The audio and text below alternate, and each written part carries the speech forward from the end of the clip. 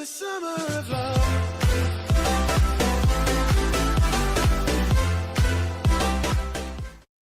What's up everybody, it's Rex Pro here, and today we are back for another Yu-Gi-Oh! Deck profile, and for today's deck profile, I got something hecka spicy for you, Spiral Gokis. I got this idea from a larger Yu-Gi tuber called Twiz. He was talking about it in his latest Goki deck profile, that he would combo in, or he'd tech in just 2 copies of Spiral Super Agent as an engine, as well as Spiral Double Helix, because it was a +2 basically. I think that's how it works. It ended you with the equivalency of 3 monsters on the board, though. Once you go into Double Helix, you'd be able to special summon one of the Super Agents back, and you do that doing some of the consistency was based on some of the other cards that you already play in Gokis, so it made it very accessible. So I've splashed in even more Spiral cards, just like 2 more really. But we're going to go ahead and jump right into this with Spiral Super Agent. We play 2 of this because obviously he's required as the Spiral engine main piece. So you can special summon him by declaring 1 card type, and if you flip over the top card of your deck and it is that correct card type, then you can special summon him. If not, nothing happens. You don't get punished or anything. It's just the effect is wasted for that turn, because each of his effects are hard ones for turns, and if he's special summoned by the effect of a Spiral, you can pop one of your opponent's spell and traps. So it's really good because if you do get to special summon himself, then he'll automatically get that pop to be able to destroy one of your opponent's back row or their field spell. And then also, even if you don't get to special summon him, like if you call wrong, now you'll know what the top card of your opponent's deck is. So it's really good for that, and of course it gets you to that double helix. If you guys want a combo like tutorial, like I guess I could do one, because I actually really like this deck. Like I'm probably gonna build this in real life and start testing with it a lot more, because I actually have a lot of fun playing this. And then we have Spiral Gear Drone. This is, so it's sort of a questionable choice. Like, I do enjoy running it, and I think, like, for my playstyle it works. Because, like, it adds a little bit more consistency to being able to special summon Spiral Super Agent, because it's sort of like you get to rearrange the top 3 cards of your opponent's deck. So it's like a reverse Big Eye, I guess. And you're never going to use his second effect, except maybe you could use his last effect, which is you can banish him and another Spiral card from your graveyard to target a Spiral Super Agent in your graveyard and add it to your hand. So you could banish Double Helix and then Spiral Gear Drone to get Super Agent back to your hand to extend your link plays even more, which you can do that. That hasn't come up for me yet, but I have used its first effect, and it's pretty good. So I really like it because obviously you get to rearrange, and then if you have Super Agent, you can clone it, and the consistency of getting Super Agent out is really good. Alright, so moving on to some of our Goki cards, we run 3 of Goki Scorpio. It's like kind of like Cyber Dragon, except you have to normal summon it, which kind of sucks because it wastes the normal summon, and all of them have the effect that if they're sent to the graveyard from the field, you can add a Goki card from your deck to your hand, which makes them pretty broken because that means they can search out just anything with Goki in the name. So as their archetype expands, they're gonna get even more busted. So yeah, he's just a 2300 beater, and all of them are Earth as well, Earth Warriors as well. So Downbeat and Transmodify work very well with this deck. So he's level 5, and then we have Goki Super X for the level 4. And he's like a Goblin Bird for the archetype. When you normal summon him, you can special summon another Goki from your hand, and then if he's, the Goki effect afterwards. So he's really good, and obviously he helps get your Gokis on the field and just extend your link plays in general, because this is sort of like Spiral Gokis is sort of just a link spam deck. Like, of course it is, since Spirals, that's what they were known for. So you actually typically don't get out your Goki link monsters. They come up very rarely. You're typically just going to be going into your heavy link hitters. Alright, then we also have 1 Goki Twist Cobra. It's a level 3. I don't really like this card as much because its first effect is really just a neg. Because it's a quick effect where you contribute a Goki monster and target another one, and then it gains attack equal to the attack of the Goki attributed. So it's really not that good because you're just losing card advantage. Like, yeah, the attack is nice, but none of the Gokis have like an overwhelming attack where it make like an absurd difference. Anyways, since most of the meta is within like 1,000-point difference, so it's really not going to matter too much. Since most of our Link monsters should be able to get over him. So yeah, we only run 1 copy of that. I know most people run 3, but I only like it at the 1. Then we have our 3 Goki Headbat, sort of similar to Super X in that he's just like an immediate plus. So you discard a Goki from your hand to the graveyard, which is kind of unfortunate, but it'll buff.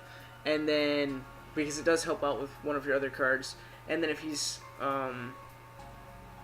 then you can special summon this guy by targeting another Goki you control, and then that Goki gains 800 attack. So this is actually a really good card because it does get that extra 800 attack, and it's not a neg in any way. Like, you're just losing a Goki from your hand. You didn't have to waste commitment to get it on the board or anything, so it was just that first discard. So yeah, really good. It is definite 3 of. And then for our hand trap, we play 3 Ghost Ogre. It's come up so many times, and throughout testing, I've really just noticed that Ghost Ogre is so much more superior to Ash Blossom in this format right now, just because there's so much searching going on naturally that Ash Blossom just kind of feels like a waste. Like, if you stop one search, they're just going to search again. And an example of this is Spiral Resort. It just allows you to search one of your spirals once per turn. Which is really convenient because typically you're going to have access to Super Agent, so having Spiral Resort means that you'll actually be able to get Spiral Gear Drone as well, which is pretty cool. You can also banish this with Drone's effect to get a Super Agent back for more Link extensions if that was what you wanted to do. Then we have our 2 Terraforming to search it out, and whereas yes, it's kind of bad because once you use one of your terraforming, the other one is immediately useless. And since we don't really play any cards that require discard cost, it does seem like it's useless. But it's something you just have to deal with because we want to see Resort pretty consistently. Because it'll also help make it so that they can't do anything to your spirals when you're activating your combo. So we need to see it pretty often. The only reason why we don't play 3 is because I think 3 is too cloggy. And I wouldn't want to ruin that much of my deck by having useless cards. So then we have our 1 Upstart Goblin just to draw 1. Makes it a 39 card deck. We have our 3 Goki Rematch, which is sort of like a pseudo win condition for the deck. It gets you out 2 Goki monsters with different levels, and it special summons them in defense position, which doesn't matter because you're just going to use them for links right away. The only thing that can make it better is if it was a quick play, because then you could activate it during your opponent's end phase, sort of like how you do with Scapegoat, but I guess that would have been too much to ask for. So it is really good for extending your link plays. You could just get out your Rise Scorpio and your Super X and do whatever you need, because then you also have your Downbeats and Transmodifys that should be able to get you into a better position anyways. And speaking of those, we have our 3 Transmodify and our 3 Downbeat.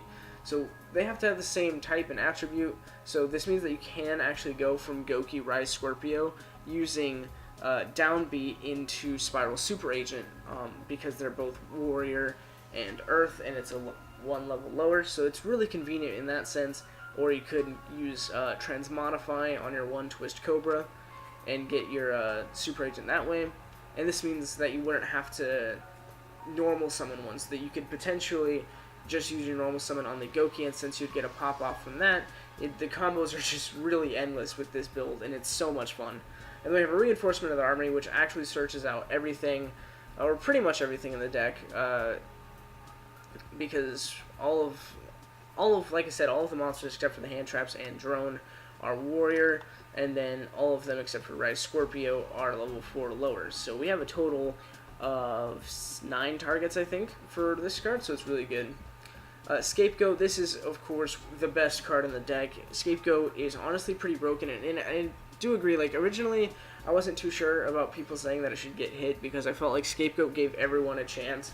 But seeing how it is now, it needs to at least get bumped down to 2 because it's too consistent being able to just pump out a Link 4 almost every first turn. Or, I mean, I guess you'd be technically getting it out on your second turn, but you know what I mean. If you go first, you set a Scapegoat, you're pretty much winning because you can just get out your Star Yuya, and it gets really broken. Alright, next we have a Raigeki. Of course, it's a broken card. Same with Dark Hole. And the reason why we play Dark Hole is because, for the most part, we don't mind our Gokis getting destroyed. It's not that big of a deal to us. If you want to cut this for something else, you could, but I tend to enjoy it. I think that board wipes are still one of the best things in this game right now. The only time is that, like, you definitely want to side it out if you're going against a mirror match. Same with Raigeki. You just wouldn't want to be dealing with that. You probably want to side him out for, like, a bottomless Trapple or something. Then we have Monster Reborn. Everyone's playing it. It's such a good card. I almost won against... I was playing against a Red Eyes Dragon deck, and I used Monster Reborn to steal their boss monster, the like new fusion that they got, and well, it didn't work out because I didn't realize that yeah, just stuff happens. Anyways, moving on to our traps, we have 3 Torrential Tribute. I do really like it, and it's for the same reason that like your Gokis don't mind getting hit, and it's not that big of a deal because you can just search out another one, and maybe even search out a better one. And then last for our traps and last for our main deck, we do play 1 copy of Solemn Judgment. I was originally going to take it out before doing this, before actually like recording this deck profile, because I was doing a lot of testing before this to make sure everything was fine-tuned, and I really like Judgment. Like, it was really good in testing. Judgment doesn't, for some reason on paper, to me, Judgment doesn't seem like it's a good card. But whenever playing with it, it's just so busted because it just negates anything. Anything that might have been too broken, oh, Solemn Judgment takes care of it. So it's really good for that reason. And moving on with our extra deck, we have 2 Link Spiders, and technically a third one if you're in Europe or some other place that hasn't gotten this card yet. Or if you just don't have the money for it, because it is, from my understanding, a little bit of a pricier card. Its effect is better than Link Spiders, so obviously we're going to prefer it, but, and you use this using the Scapegoat tokens, obviously, same with the Link Spiders, but it's not going to make that big of a difference if you play the Link Spiders, or the extra Link Spider over the Link Karibo. This is just the preference I have, and it was recommended to me by one of my viewers, so I thought might as well throw it in. We also have our 1 Spiral Double Helix for the Spiral combos I was talking about earlier. You can special summon a Spiral monster from your deck or graveyard. So yeah, that's it's pretty, and it's always going to be consistent because his effect activates the same way that Super Agent does, by, you know, revealing the top card of your opponent's deck, and if you guessed it right. But since you're going to have already used Super Agent or Gear Drone the turn that you summon this card, you're going to have no problem activating its effect, so it's always going to pop off unless it gets ashed or something else happens. We have our 1 Mrs. Radiant. We actually don't go into this too often, otherwise we'd run it into 2 like I do in most decks, but with this one there's just so many other Link options that Mrs. Radiant sort of gets outshined, but it is a good card nonetheless. We also have an Underclock Taker, sort of like the Dark Rebellion Dragon of this time period, I guess. And it is a pretty good option for Scapegoat to just go into a couple Link Spiders or something, and then go into an Underclock Taker, or you know, something like that. We also have a Binary Sorceress based on co-links, and its effects are pretty good. You're probably only ever gonna have 1 of them active, though. You're only, if even that. And the only reason why you do that is if you were to use Monster Reborn and on like a firewall or something. It doesn't come up that often either, so this is just sort of a Link 2 that I was thinking about playing. What does come up more often is Proxy Dragon, and like the reason why is because like you can make this pretty easily. It's just like you're not going to get those co-links very often. Proxy Dragon, this is just for the Scapegoats pretty much to go into your Star Yuya. We have our Ningirsu. This is for just non-target removal. It's too good not to play.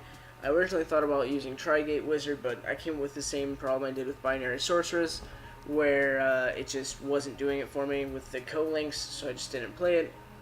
We also have our one Decode Talker. You're going to be going into this quite a bit just because Spiral Double Helix might not always cut it depending on what your opponent is playing. We might have to go into something a little bigger, and Decode Talker is the way to get there. We also have one Metaltron.